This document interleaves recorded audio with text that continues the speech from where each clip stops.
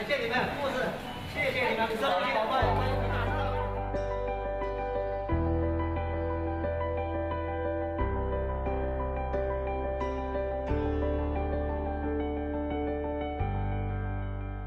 同时痊愈了，医生给我们同时叫我们今天同时出院嘛，那肯定心情特别兴奋嘛，特别激动嘛，大难不死，绝地逢生，接踵逢生的感觉了。是一家三口，儿子是确诊以后就转到武汉市金坛医院去了，这父母是留在我们这里进一步治疗的。这样子第一次听到这个词儿，觉得也蛮稀奇，蛮新奇，觉得不是什么病毒的。哦，就当时其实并没有很恐慌，因为当时根本很没恐慌这个事情。就病开始大规模爆发以后，那个时候是什么心情呢？那时候我们已经在发烧了，头一天烧得天昏地转了，天天发烧。好了以后，看了以后我觉得很可怕呀，在那有个医生跟他讲，因为他当时说我们要，但是一些新名词把我们就搞得有点可怕。一个方面呢是身体疾病的治疗，另外一个是心理的安抚很重要。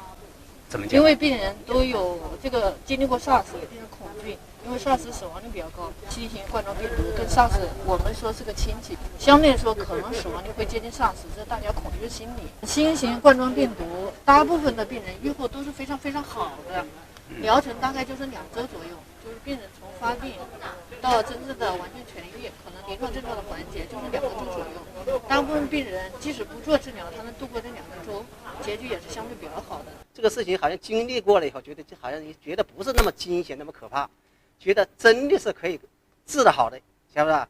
就觉得就只要说自己把心态放好，积极配合医生，在那里该吃的吃，该喝的喝，该治疗的治疗，一定能战胜这个疾病。